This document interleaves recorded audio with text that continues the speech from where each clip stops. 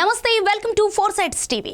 CM Revanth Reddy మొదలుపెట్టిన ప్రజా దర్బార్ కు ఫిర్యాదులు పెద్ద సంఖ్యలో వస్తున్నాయి. హైదరాబాద్ నుండే కాకుండా వివిధ జిల్లాల నుంచి వినతులతో వచ్చిన ప్రజలతో ప్రజా దర్బార్ రద్దీగా మారుతోంది. ఉదయం 6 గంటల నుంచే ప్రజాభవన్ కు ప్రజలు వస్తున్నారు. పెనుమర్తి నుంచి వచ్చిన నాగరాజు తాను తెలంగాణ ఉద్యమంలో పనిచేశారని, రైలు రోకోలో దివ్యాంగుడయ్యానని, తనకు న్యాయం జరపాలని కోరుతున్నారు. నా పేరు నాగరాజు పిడమర్తి. నేను తెలంగాణ ఫ్రీడమ్ ఫైటర్ని. 2011 ఆగస్టు 15న రైలు రోకోలో ట్రైన్కి ఎదురెళ్ళి దురదృష్టశాతం చనిపోకుండా ఇలా 2 కాళ్ళు చేతులు పోయి జీవోత్సవంలో పడున్నాను. అప్పటి మినిస్టర్లు, ఎమ్మెల్యేలు, కేటీఆర్ గారు అందరూ అన్ని విధాలు ఆదుకుంటున్నారు. అది 18 లక్షలు పెట్టి లెగ్స్ ఇస్తాం, మరియు డబుల్ బెడ్రూమ్ ఇల్లు ఇస్తాం, గవర్నమెంట్ జాబ్ ఇప్పిస్తాం అని చెప్పడం జరిగింది. అది ఇంతవరకు ఏది అమలు కాలేదు. ఇప్పటికి కూడా నన్ను ఎన్నికల కోసం మాత్రం వాడుకున్నారు. ఇప్పటికి కూడా అన్ని విధాల ఆదుకుంటున్నారు. రాజు జాబుకు పెట్టించినాం, అది పెట్టించినాం అని చెప్పారు. ఇప్పటివరకు ఏదీ లేదు.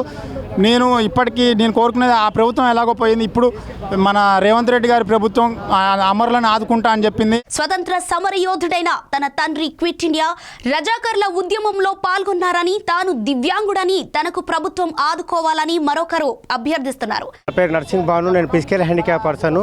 మా నాన్నగారు స్వాతంత్ర సమరయోధుడు. అప్పట్లో క్విట్ ఇండియా ఉద్యమం, రజాకార్ మూమెంటు, తర్వాత తెలంగాణ ఉద్యమంలో పాల్గొండు. మా కుటుంబం మొత్తం కూడా, మా అన్నగారు, నేను కూడా హ్యాండిక్యాప్ పర్సన్ అయి తెలంగాణ ఉద్యమంలో పాల్గొన్నా. నాకు ఇంతవరకు ఏమీ రాలేదు. ఆఖరి లాస్ట్ వచ్చి సోనియమ్మ గారికి, రాహుల్ గాంధీ గారికి, కేసీఆర్ గారికి, కేటీఆర్ గారికి పంపించాను. ఇంతవరకు నాకు ఏం రాలే. నాకు దయచేసి నేను రిక్వెస్ట్ చేసి అంటే రేవంత్ రెడ్డి గారికి, అనబుల్ సీఎంకి నాకు ఇమీడియట్లీ నేను అప్లికేషన్ పెట్టుకున్నా. నేను 3 అప్లికేషన్ పెట్టుకున్నాను సార్. నాకు ఇమ్మీడియట్లీ నాకు దారి చూపెట్టాను. నేను హిందుస్థాన్ యూనియన్లో జాబ్ చేస్తాను. అక్కడ కూడా మోసం జరిగింది. నాకు తెలియకుండా ఎగ్జిట్ చేసిరు. మరి నా పరిస్థితి ఏంది? ఎక్కడ పోలీస్ స్టేషన్ కూడా అప్లై చేసి కంప్లైంట్ ఇచ్చిన. ఇంతవరకు కూడా ఏం రాలేదు. నేను ఒకటే అంటున్నాను, నాకు ఇల్లు డబుల్ బెడ్రూమ్కి అప్లై చేసుకున్నా. మా నాన్న వల్ల నాకు ఫ్రీడమ్ ఫైటర్ నుంచి నాకు ఎక్కువ రూపాయి రాలే. దయచేసి ఇమ్మీడియట్లీ నాకు శాంక్షన్ చేయించి మీరు దయచేసి దృష్టి చేయాలని చూస్తున్నాను సార్. పాతగూడ తండాకు చెందిన కిషన్ నాయక్ గ్రామ పంచాయతీకి రవాణా సౌకర్యం లేదని, పెన్షన్ తీసుకోవాలన్నా, రేషన్ తీసుకోవాలన్నా ఏ ఇతర పనులకైనా ఇబ్బందిగా ఉందన్నారు.